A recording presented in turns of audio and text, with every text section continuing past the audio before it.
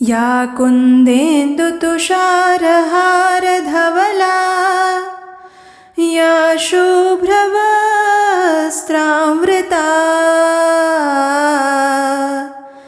या वीणावरदण्डमण्डितकरा या श्वेतपद्मासना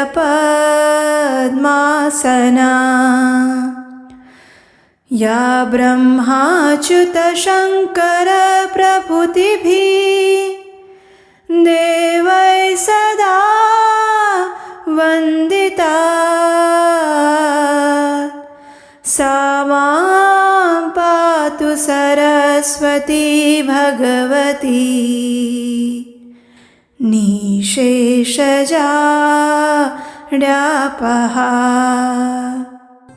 अर्थात हे माता सरस्वती, जो कुंद के फूल, चंद्रमा और बर्फ की आभा के समान उज्जवल है, शुभ्र वस्त्र धारण करती हैं, वीणा धारण करती हैं और श्वेत कमल पर विराजित हैं, जो ब्रह्मा, विष्णु और महादेव द्वारा वंदित है, वे भगवती सरस्वती हमारी जड़ता और अज्ञान को दूर करें। ये श्लोक माता सरस्वती की स्तुति में अद्वितीय है और माता सरस्वती का प्राकट्य दिवस यानी वसंत पंचमी का दिन, जो हर साल माघ मास के शुक्ल पक्ष की पंचमी तिथि को मनाया जाता है। इस दिन देवी की पूजा करके हम ज्ञान, कला और संगीत के लिए उनका आशीर्वाद प्राप्त करते हैं। इस दिन बिना कोई मुहूर्त देखे भी कोई भी शुभ या मांगलिक कार्य किया जा सकता है। तो चलिए आज के इस वीडियो में हम देखते हैं कि इस बार ये वसंत पंचमी का विशेष पर्व कौन से दिन आ रहा है और इस दिन के शुभ मुहूर्त कौन से हैं। वसंत पंचमी का दिन विद्या, संगीत, कला, विज्ञान और ज्ञान की देवी माता सरस्वती को समर्पित है। वसंत पंचमी के दिन माता सरस्वती की विशेष पूजा अर्चना की जाती है। इसे श्री पंचमी और सरस्वती पंचमी के नाम से भी जाना जाता है और इस बार ये वसंत पंचमी का पर्व आ रहा है 2 फरवरी 2025 रविवार के दिन। वसंत पंचमी तिथि का आरंभ हो रहा है 2 फरवरी 2025 को प्रातः 9:14 पर और पूर्ण होगी 3 फरवरी 2025 सोमवार के दिन सुबह 6:52 पर। इस दिन प्रातः ब्रह्म मुहूर्त का समय रहेगा 5:24 पर और सूर्योदय होगा 7:09 पर। इस दिन विशेष सिद्धि योग भी बन रहा है, जो कि 2 तारीख से लेकर अगले दिन 3 तारीख की प्रातः 6:06 तक रहेगा। ये योग ऐसा समय होता है जिसमें कोई भी कार्य प्रारंभ करना सफल और पूर्णता प्राप्त करने वाला माना जाता है। सिद्धि योग का विशेष महत्व धार्मिक, आध्यात्मिक, व्यापारिक और व्यक्तिगत कार्यों में है। इस योग में प्रारंभ किए गए कार्य बिना बाधा के पूर्ण होते हैं, इसलिए इसे विवाह, गृह प्रवेश, नया व्यवसाय शुरू करने, विद्या आरंभ करने और अन्य शुभ कार्यों के लिए उपयुक्त माना गया है। वसंत पंचमी के दिन अभिजीत मुहूर्त का समय रहेगा दोपहर 12:13 से लेकर 12:57 के बीच में और विजय मुहूर्त रहेगा 2:24 से लेकर 3:07 के बीच में। अमृत काल का समय है रात 8:24 से लेकर 9:53 के बीच में और राहु काल रहेगा शाम 4:40 से लेकर 6:01 के बीच में।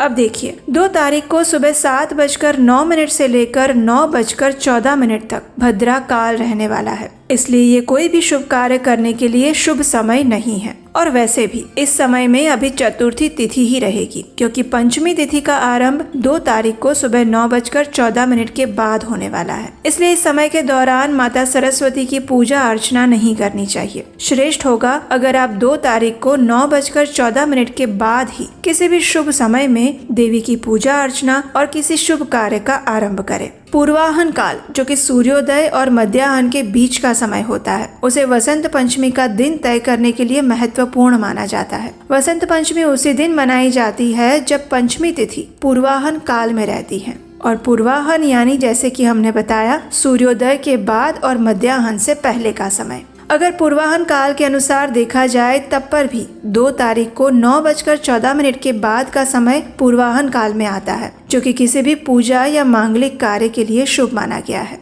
कई ज्योतिषी वसंत पंचमी को अबूझ दिन मानते हैं, जिसे शुभ कार्यों की शुरुआत के लिए अनुकूल माना जाता है। और इस विश्वास के अनुसार पूरे वसंत पंचमी के दिन को सरस्वती पूजा करने के लिए शुभ माना गया है। हालांकि वसंत पंचमी के दिन सरस्वती पूजा के लिए कोई विशेष समय निर्धारित नहीं है, लेकिन फिर भी ये सुनिश्चित करना आवश्यक है कि पूजा पंचमी तिथि के दौरान ही की जाए, आगे या पीछे के समय में नहीं। वसंत पंचमी का दिन शुभ कार्यों के लिए अत्यंत फलदायी माना जाता है। इस दिन विवाह, गृह प्रवेश, विद्या आरंभ और अन्य मांगलिक कार्य बिना मुहूर्त के किए जा सकते हैं। ये दिन वसंत ऋतु के आगमन का भी प्रतीक है, जब प्रकृति अपने पूर्ण सुंदरता के साथ खिल उठती है। इस दिन माता सरस्वती की उपासना विशेष रूप से की जाती है। माता सरस्वती को बुद्धि, ज्ञान और विवेक का प्रतीक माना गया है। उनकी पूजा करते समय विद्यार्थियों और कला के साधकों को उनकी कृपा का स्मरण करना चाहिए और उनसे सात्विक बुद्धि और भगवान की भक्ति की याचना करनी चाहिए। आप अपने घर में माँ सरस्वती की प्रतिमा या चित्र ला सकते हैं। उन्हें सुंदर पुष्प, धूप,